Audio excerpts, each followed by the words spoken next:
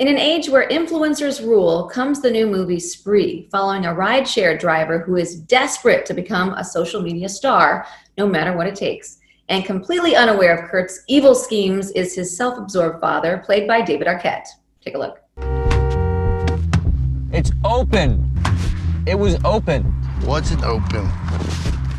You're fucking late. Hello, dude. Get in the car. I'm in a hurry. Plastic. Really? Get in the car. Such a rookie move. Thanks for the ride. You're really coming through in the clutch. Whoa. You're not gonna let your dad get his fucking seatbelt on, bro? And David joins us now. Welcome, David. Good to see you. Hey, thank you. Thanks for having me. We're going to talk about two projects. I watched a lot of David Arquette in the last couple of days, and both of them very different. We're going to talk about Spree first. Yeah. This movie is crazy, right? Yeah, I mean, it's wild. Not only in the way that it's shot, it's unique in the way that it's shot, but it's kind of like frightening in the way that it relates to the society that we live in today. What drew you to this project to begin with? Eugene is just such an incredible director. He had a brilliant script that really takes a look at social media and our desire to be loved and liked and followed.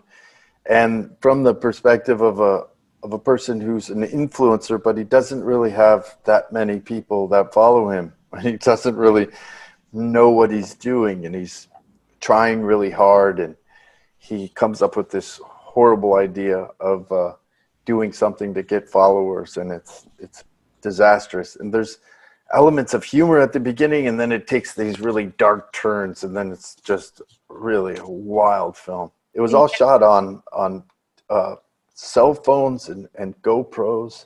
Yeah, because they had the whole car set up with the GoPros too, which was pretty cool to have all those angles. But let's talk about your character for a second.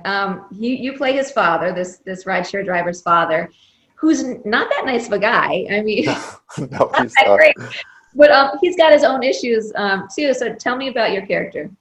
Yeah, I played Chris Krunkle, who's just a aspiring DJ, but he's not really that great a DJ. He's kind of irresponsible, and he's not a very good dad. It was funny. We did this one day where we all went out at night and sort of did this bonding exercise where we're developing our characters, and Joe's shooting on his camera for his social media website, and we're just kind of getting to know each other. And he'd say something, and I'd want to react as if I were, the way I'd react as a father, and then I'd have to catch myself and then twist it into like, how would a bad father respond? Like, what's my relationship with this guy?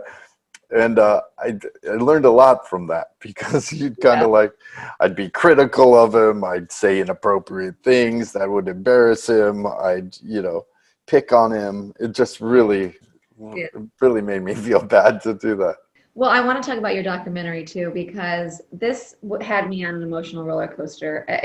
So obviously it's called You Can't Kill David Arquette. You star in it, you exec produce it, and it's about your return and your redemption, really, in the world of professional wrestling. And it was raw, and it was revealing. It was no holds barred, so to speak.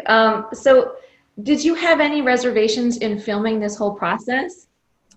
Yeah, I mean, I had a lot of reservations.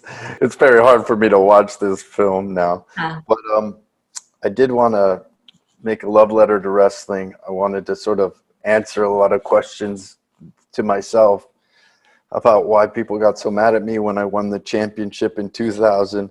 Yeah. And I wanted to come back and learn and pay respect to wrestling.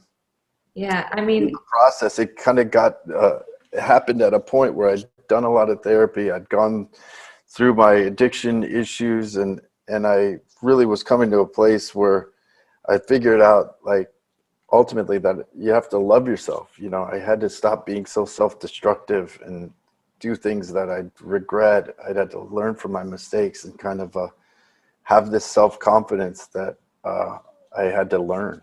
Well, it seems like overall, though, it was a cathartic movie for you to make, and we did learn a lot about you in the process. I do have to ask you one thing, though, about Scream, because your ex-wife, Courtney Cox, posted something on Instagram. It was like this very cryptic little mask video, like the Scream mask. Is there news about Scream 5?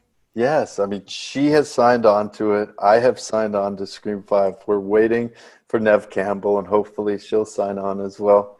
And then we'll be off to the races to shoot it. We have incredible filmmakers, and I'm excited to carry on Wes's legacy, and the fact that Kevin Williamson's involved as well is really exciting. Yeah. I think a lot of people are excited about that as well. So hopefully Nev will sign on soon. And it was lovely chatting with you today. We want to let everyone know that Spree is available in theaters, video on demand, and digital now. And follow David on social media for all the info on all of his projects and all you've got going on. David, thank you so much. Oh, thank you. Thanks for having me.